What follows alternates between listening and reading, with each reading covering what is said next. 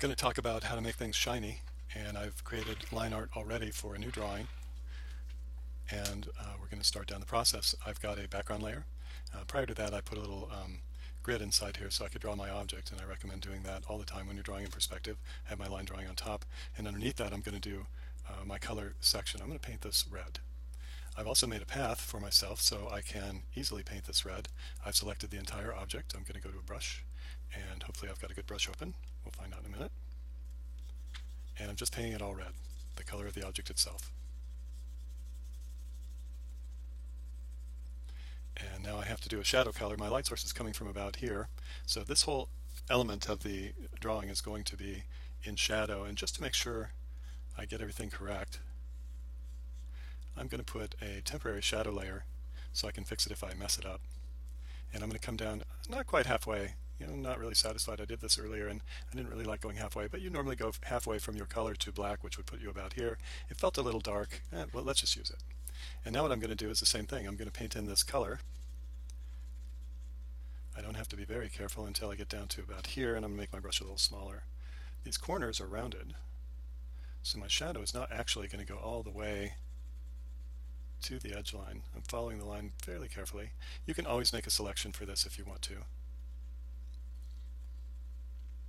And I'm going to come in a little tighter so I can see what I'm doing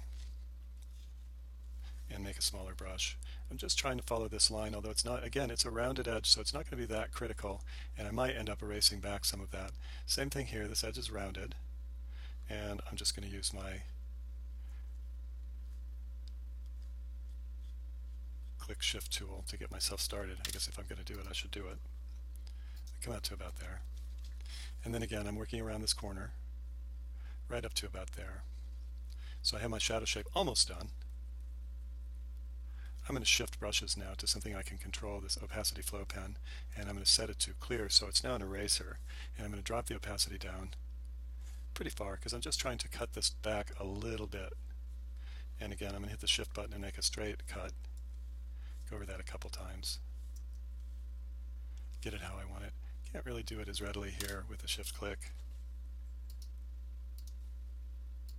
That's not terrible. And I'll draw it back in a little right there with a normal brush with my color. And I'm just trying to soften that edge a little bit because that's what's going to happen. So I have one shadow, and now I have to draw another shadow. I'm going to come back out a little bit so I can see what I'm doing. This is my base color of the object. If it were facing me a little bit more, I would see it as red. But it's not quite facing me, so I can darken a few things if I want to. I think what I'm going to do is drop it just a little tiny bit so that this is really my base color. And I'm just going to be real careful about this. I'm going to come up here, come back up the road a little ways, go again with another temporary layer, make this nice and big, and I'm just going to start working this shadow across. I actually don't want to be opaque. I want to be at 100%, but I do kind of like the color I'm getting. So what I'm going to do is select that color and work it all the way across. It's a red object and I want to show that it's red. Again, I don't have to go all the way to the end of it. You can see I'm being a little sloppy in places, but I'm prepared to erase back, which I'll do now with the clear brush. And just come in here and clean some of this stuff up. Give myself a little sense of the red showing along that line. Remember, we're not making a painting, we're not trying to make a photographic reference, we're trying to create the illusion of this object in the same way that a concept designer would do. So I'm going to drop these layers now, 3 and 2, so that's my whole color layer. The advantage of this is if I decided that I wanted to change the color, everything would change at once. So I wouldn't have to worry about what was going to happen. Everything would go in the same value range and transition range, and I'd be okay, but I'm not going to do that. The next thing I want to do is put in a shadow, a cast shadow underneath, so I just deselect, and again I previously made a path for the shadow, which is something I recommend you do as well. The shadow is actually going to go under the color layer, so I'm going to label that shadow, and I'm going to start by painting it black.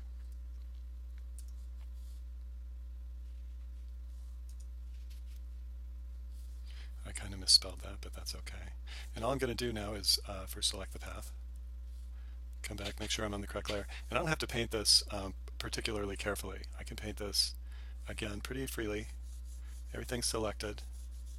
I notice I have a transparent brush going, but that's actually to my advantage because I don't really want the shadow to be dead black all the way through. What I'll do now is I'll select some of these intermediate colors, variants of gray, so I can kind of phase this shadow out a little bit as it hits the edge.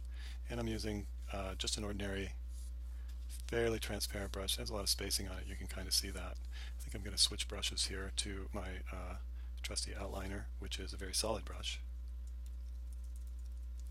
And again, I will just simply select these colors, or these values, and work it across at a low opacity, come like that. And just get a little transition in here. And I'll work it back in the other direction, just till I get something I'm satisfied with. Bring that around. I like this light value here, and I think that's going to be pretty close. I have this one little area here that I'm not real thrilled with, and I just want to pick it and clean things a little bit. Bring my opacity up a little. And, you know, a fairly reasonable shadow for this object. So I have my paint layer, I have my shadow layer, and now I can start working on the reflected color. I'll deselect it first, and I'll go above the color with a new layer that's going to be called sky. And my sky in this case is white. Everything around it is white. So I'm going to go to a version of white, but I like to go in the slightly blue range, very pale blue, just to reflect if it were sky, for example. And for this I can use any number of things. I can use this brush. It'll give me this kind of movement across. And you know, it's for a concept design drawing, it's fine. Again, the reason I'm working on a different layer is so that I can make corrections when I need to. There's something we need to be aware of, and it's called angle of incidence, which means that this object, what I'm going to see in this object is a reflection of where I'm standing.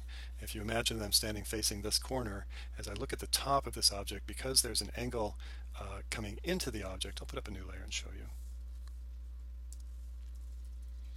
So my angle coming in is pretty severe. It's like this, almost straight at me, slightly down, and so my angle going out is going to be a reflection of that. It's going to come out in this. Thank you for appreciating my beautiful function or directional arrows here. So I'm coming in at an angle, and I'm coming out at the same angle if this is the top of my object. So what I'm seeing on the reflection is what's back here in space, and that's what I have to draw. That's the reflection I have to make. The same thing is true in this region here. I'm looking at an angle in. Can I draw a better arrow? Kind of like that.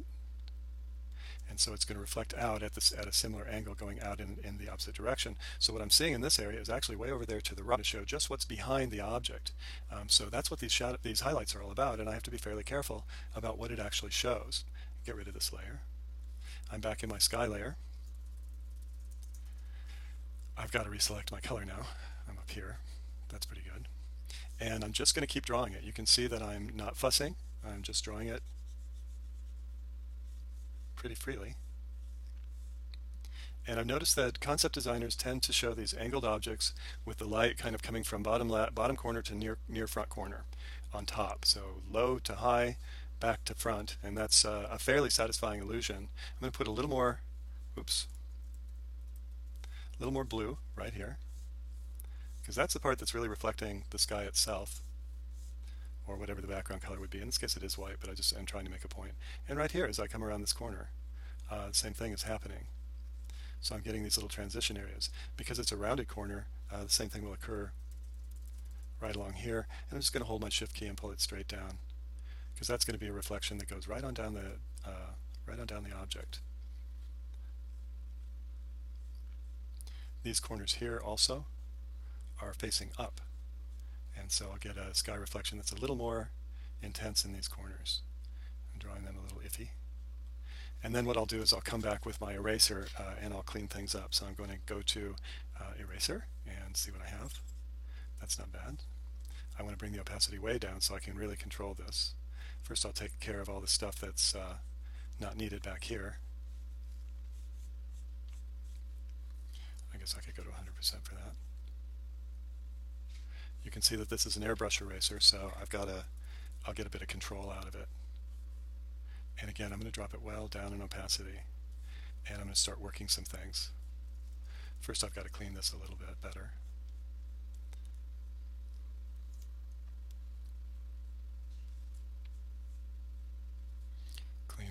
Clean that a little bit as well, but I don't want to get too far out of the mark. There we go. And now I'm going to, again, drop the opacity, and I'm going to start thinking about where the light would be the most intense. Most concept designers will make a large brush so that they can create these gradients that are so fun to look at. I'm coming across here, and now I can just experiment and see if my opacity would be better, a little less, a little more. That's not bad, right about there. I'm going to come back with my airbrush now, or my normal brush, and I'm just going to I'm at a low opacity, and I'm just going to see, experimentally, so a new layer, if I can drop across there. That's not the brush I want to use, though. I think, again, I can use this opacity flow brush when it's small. And it did not come in the color I wanted it to come in, but I think I can pick it right here. That's close. Yeah. And I'm just going to drop straight across. That was a little much, but I can adjust the opacity back. And just get this sort of definition between. It's actually fairly honest, because we would be looking at a far horizon line, and that's where we're going to see the lightest part of the sky. So I have a lot of stuff going now, and what I need to do is get my reflected element down here. I'm going to put that above the color and below the sky. So I need a new layer right here, and I've got to reflect this dark shadow that's going on, so I'm going to pick it. And I've got a pretty good brush for this, I think. And I'm going to come straight across like this. But it's going to come at a slight angle, and I'll make a kind of a gradient for it. So the first thing I'm going to do is just paint it in. You can see how it wouldn't show here at all, because the angle of incidence in and then back out would show a reflection of what's going on out here, which is essentially nothing. Now I'm going to drop the opacity on this a little bit, and I'm going to get my eraser out, and again I'm going to erase back through at a low opacity and just clean that a little bit. And quite honestly, I'm almost done.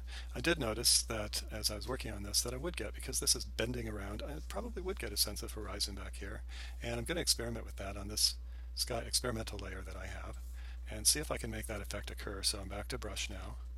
I'm going to grab a color that I think is appropriate for it, and I'm just going to pull on my layer and see what I can make happen. It's very subtle. I don't know if it's going to show up on a monitor. Maybe I should go a little less subtle. There we go.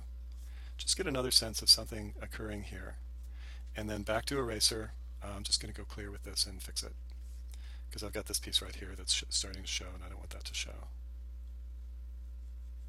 I did the same thing in my shadow, and I should probably come down here and fix that as well. Layer 2 looks pretty promising, and so I'm just going to drop it into the sky layer. And the reason for this, again, is if I want to change the color of the object, the sky reflection is not going to change. So I have to have that on a separate layer. These things, these reflections, they're also not going to change. So they also have to be on separate layers. I'm getting a pretty good look at what I want to have here. The next thing, the last thing that I'm going to do, next to the last thing, I suppose, is put in some reflections. So I'll label that reflection. And this is where you find the highlights, the colors that represent the colors of the sun. So I'm back to brush, and I'm going to check and see what kind of brush I've got going. This should work. I'm going to take a little bit of the spacing off of it, because I don't really want that, but a reasonably good brush. And I'm going to pick a sky color, which is way up here, and it's yellow, because the sun is yellow. And I'm going to find this right here in these corners. Back to a normal brush, and just really easily and gently, it's a pressure sensitive brush, start finding these places that are up facing, where the sun, where the color of the sun is going to hit. I've got another up-facing movement here, and I'm just going to try a that was a mistake. I'm going to try a shift click here and see if I can get across. That was not what I had in mind. So we'll do it a different way. That's not terrible. I'm also going to remember that this area here is also going to catch some light. This is a rounded corner, so I can move right across.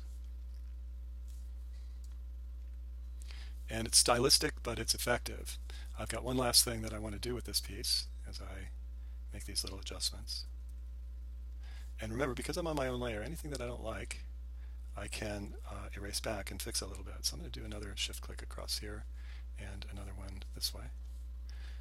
Feels pretty comfortable. Switch to white, and this is catching. I'm going to just put a really bright light in here. Drag it across a little bit. Smaller brush and drag down. I'm going to test the water here with a larger. There we go. That's kind of nice. Now all I have to do is erase the lines that I don't like and I don't need anymore. So I'm in the line layer. This comes out, that comes out, that line can come out. I've got some lines here in the back, and I'm just gonna knock them back a little bit because I'm not really in need of them. And that's our shiny object. It's really that straightforward. The most important thing to remember is that you are painting the color of the object, and then you're putting your light effects onto the object. I see, well, another little thing while I'm doing this that I want to work at. I notice down here I'm going to get a reflection of the shadow. So I'm going to drop that back in like this. And I like to shoot right along the bottom here like that to sort of connect this thing to the ground plane. And I'm done. That's the entire demonstration.